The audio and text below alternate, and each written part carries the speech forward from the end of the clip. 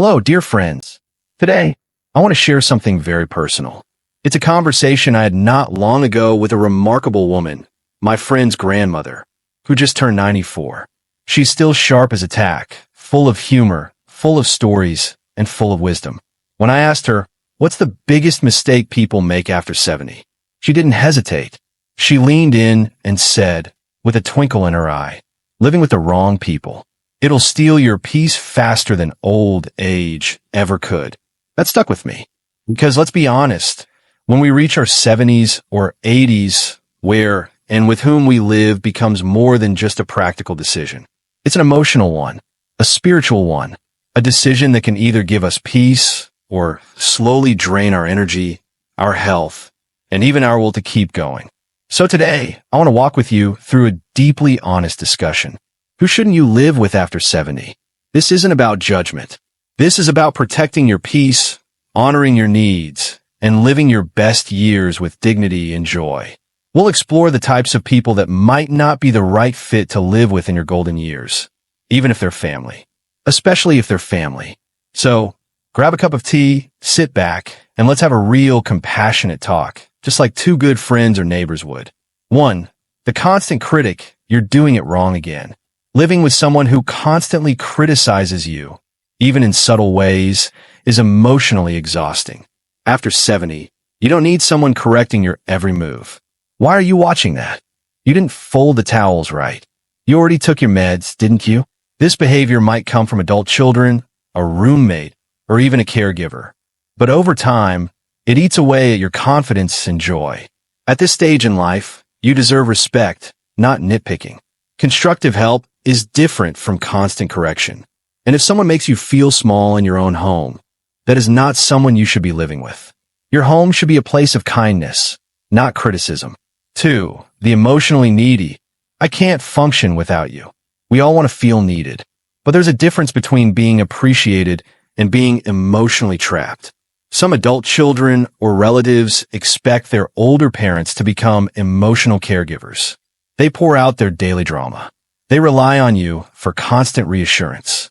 They make you feel guilty if you need space. But remember, you are not responsible for anyone's emotional healing but your own.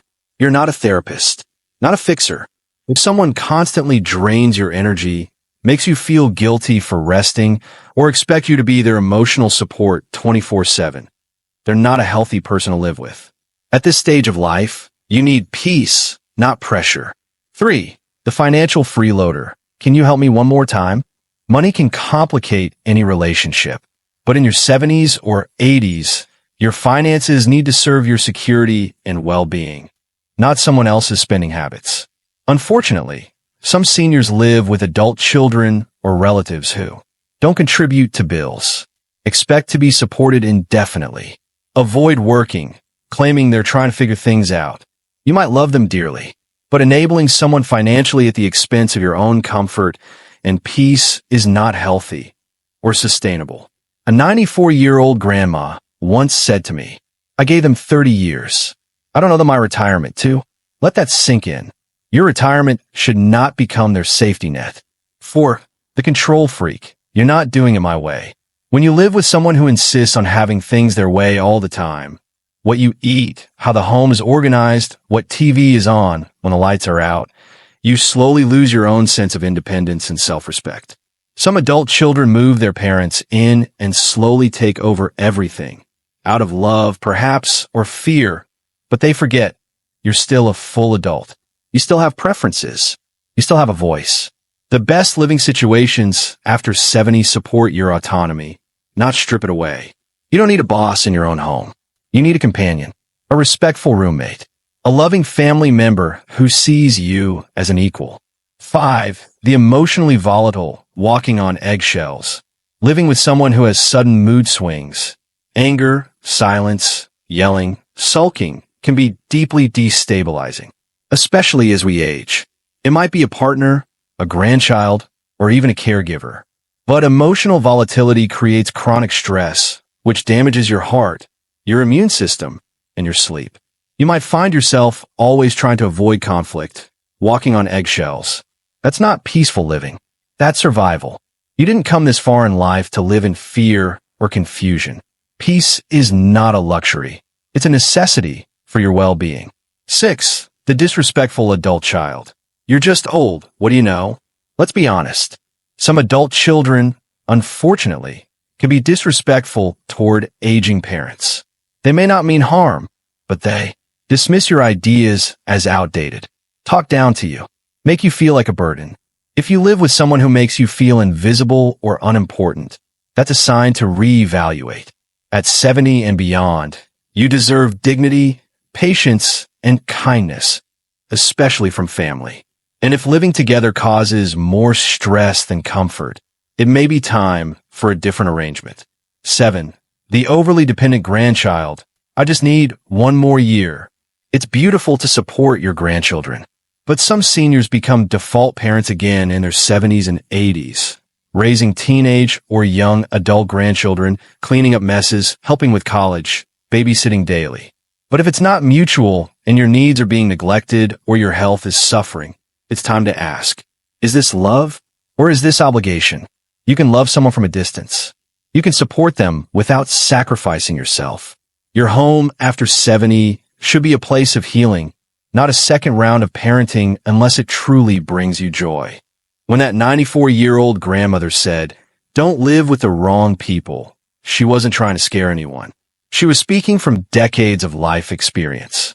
She had lived through war, marriage, widowhood, motherhood, and retirement. She had lived with people who brought her peace and others who took it away. What she meant was this: protect your peace. Choose carefully who you let into your sacred space. Your final chapter should be soft, not stressful. And she was right. Lightbulb: how to know if you're living with the wrong person. Ask yourself these questions. Do I feel relaxed in my own home? Can I be myself without fear of judgment? Do I feel safe emotionally and physically? Is there mutual respect and contribution? Am I slowly losing energy, joy, or independence? If the answer to most of those is no, then it might be time to explore other living options, whether it's living alone, in a community, or with different people. Dear friend, this stage of life is sacred. You have earned a right to live with peace, dignity, and joy. You've spent decades giving to others. Now it's time to create a space that gives back to you. So if you're living with someone who drains your spirit, makes you feel less than, or keeps you in a cycle of stress, it's okay to make a change. And if you're considering your next living step, remember this: choose kindness over convenience. Choose support over obligation. Choose joy over tradition.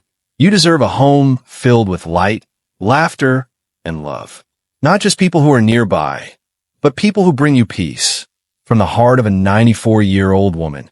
And from mine to yours, may you live surrounded by gentle souls, good energy, and the kind of peace that adds years to your life. Thank you for sharing this moment with me. If this message touched your heart, please consider sharing it with someone you love. And don't forget to subscribe for more conversations like this, because aging well is about more than just health. It's about wisdom, boundaries, and love. Take care, and until next time, stay peaceful, stay strong, and stay surrounded by love.